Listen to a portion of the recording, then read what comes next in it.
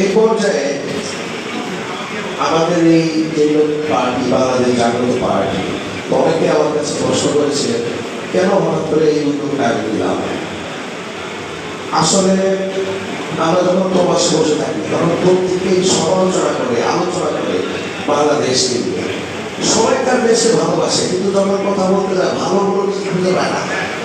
সবাই বিভিন্নভাবে সমালোচনায় লিপ্ত। আমি চিন্তা করে দেখলাম, আমিও যদি তাদের দলে যদি সমালোচনায় করে যাই তাহলে দেশটা করবে কে? তো যাদের সমালোচনা আমরা করছি, কেন আমরা নিজেরা উদ্যোগ নেই না? কেন আমরা নিজেরা চেষ্টা করি না? সেই চিন্তাধারা থেকে আজকের এই পথ চলা শুরু। আমরা নিজেরা একবার চেষ্টা করে দেখি দেশটাকে নতুন ভাবে, নতুন আঙ্গিকে আমরা করতে পারি কিনা। আমাদের এক ভাই প্রথমে বলে গিয়েছিলেন পুরাতনদের ব্যর্থতায় নতুনের সৃষ্টি করে। কথা দিচ্ছি, কিন্তু পুরাতনরা সবাই ব্যর্থ, আমি সেটাও বলবো না। পুরাতনদের ভিতরে অনেকেই আন্দোলন বর্তমানে করে যাচ্ছে। আমি চাইব আমরা একসাথে সেই একই লক্ষ্যে, একই উদ্দেশ্য নিয়ে আমাদের টার্গেট থাকবে, ভিন্ন ধারা থেকে একটা টার্গেটে আমরা পৌঁছানোর জন্য আন্দোলন এবং সংগ্রাম করতে। আজকে এই পর্যায়ে আমি ধন্যবাদ দেব যে সমস্ত নেতৃবৃন্দ, বিভিন্ন রাজনৈতিক দল থেকে আমাদের এখানে এসেছেন, শুভেচ্ছা জানিয়েছেন, শুভেচ্ছা বক্তব্য দিয়েছেন। একটি কথা আছে, রাজনীতি থেকে কাউকে চাপ দেয় না। তারপর ওনারা যে উদার মনে পরিচয় রেখেছেন, ওনারা আমাদের প্রোগ্রামে এসেছেন এবং সুন্দর সুন্দর বক্তব্য দিয়েছেন। আমি বক্তব্য শুনছিলাম, কত সুন্দর ওনাদের চিন্তাধারা। ওনারা চেষ্টা করছেন, ওনারা চেষ্টা করছেন। আজকে থেকে আমারও চেষ্টা শুরু, নতুন বাংলাদেশ গড়ার, নতুন বাংলাদেশ গড়ব। এর জন্য আমাদের 4টি মূলনীতি থাকবে। প্রথমটি বাংলাদেশ জাতীয়তাবাদ। বাংলাদেশি জাতীয়তাবাদ আমি প্রত্যেকে বলছে দেই যে আমরা বাংলাদেশি। একজন সিনিয়র রাজনীতিবিদ বলে গেলেন যে আমরা পরিচয় দেই আমরা বাংলাদেশি। আসলে কেউ ভারতের দালাল, কেউ পাকিস্তানের দালাল, কেউ আমেরিকার দালাল। তো এখানে উনি সুন্দরভাবে ব্যাখ্যা করে দিলেন যে আসলে আমরা হচ্ছে বাংলাদেশের দালাল। আমরা বাংলাদেশের দালাল হিসেবে পরিচয় দিব এবং বাংলাদেশের জাতীয়তাবাদ টেকনাফ থেকে তেঁতুলিয়া পর্যন্ত প্রতিষ্ঠিত করবো ইনশাআল্লাহ।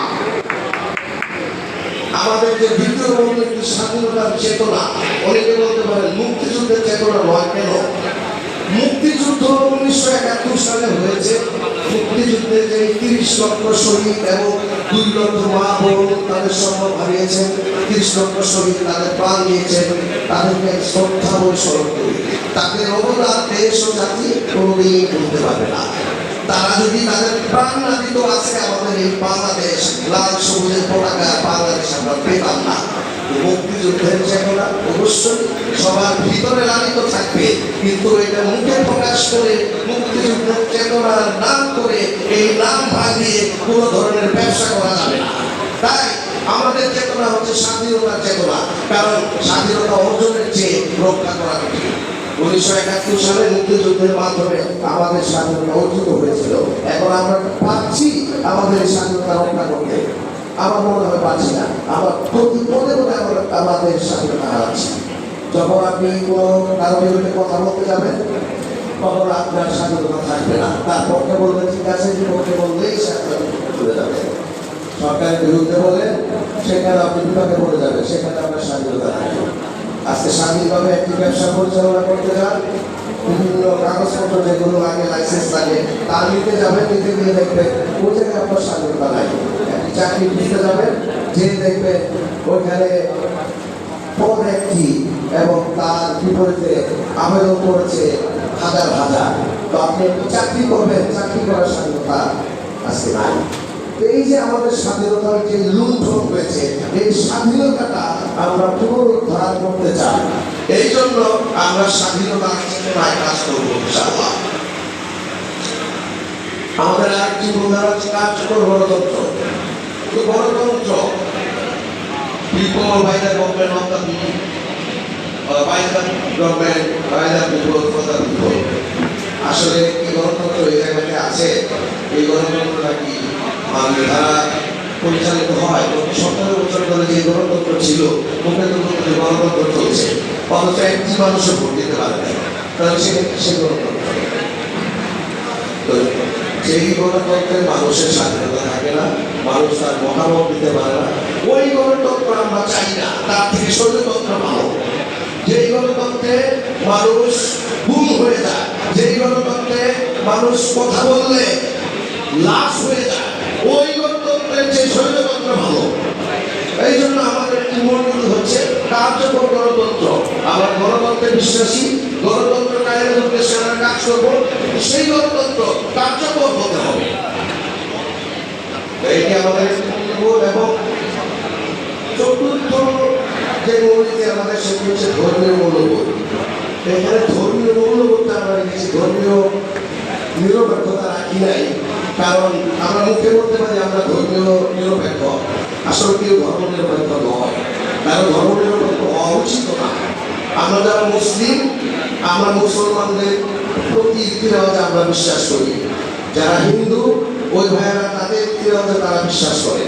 তো এখন মুখে যদি আমরা বলি ধর্ম নিরপেক্ষ না, সেটা আসলে হয় না, ধর্ম নিরপেক্ষ সম্ভব না। কিন্তু ধর্মীয় মূল্যবোধটা যে জিনিস, আমরা প্রত্যেকেই যদি যার যার নিজেদের ধর্মটাকে জানি এবং ছোটবেলা থেকে সেই ধর্মটা আমরা শিক্ষা করি, তাহলে কেউই কোনো ধরনের দুর্নীতি অপকর্ম করতে পারে না। কোনো ধর্মই মানুষকে খারাপ শিক্ষা দেয় না। এই জন্য যার যার অবস্থান থেকে প্রত্যেকে নিজেদের ধর্মটাই আমরা সঠিকভাবে শিক্ষা করবো এবং ধর্মীয় মূল্যবোধের যে সভা, সেটা আমরা করতে দেবো ইনশাআল্লাহ। এই চারটি মূলনীতির উপরে আমরা কাজ করবো। তো বাংলাদেশ জাতীয় পার্টিকে আশা একটি বিশ্বাস। ফ্রিডম ফাইটার আমাদের চেয়ারম্যান সাহেব, উনি অস্ট্রেলিয়ান প্রবাসী, উনি একজন প্রবাসী রেমিটেন্স যোদ্ধা। I am also doing shipping business. I am also remittance freedom fighter. আমি একজন শিপিং ব্যবসা করি, চট্টগ্রাম আমার ব্যবসা কেন্দ্র। আমি বিদেশ থেকেই আমাদের বিভিন্ন যেই বিজনেস কানেক্টিভিটি, ওখান থেকেও আমরা রেমিটেন্স আরোপ করি। সুতরাং I am also remittance freedom fighter.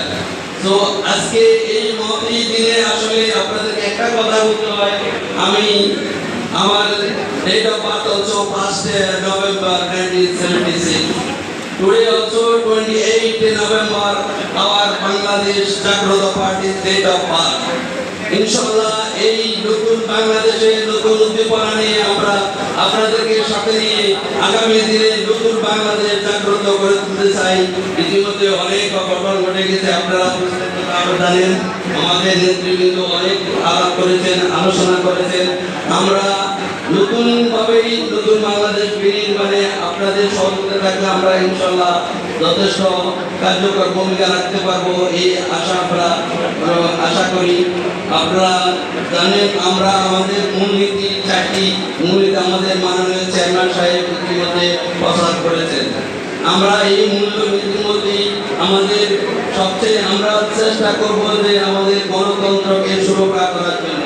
বাংলাদেশে বারবার এই তৃণমূল গণতন্ত্র ধ্বংস হয়েছে।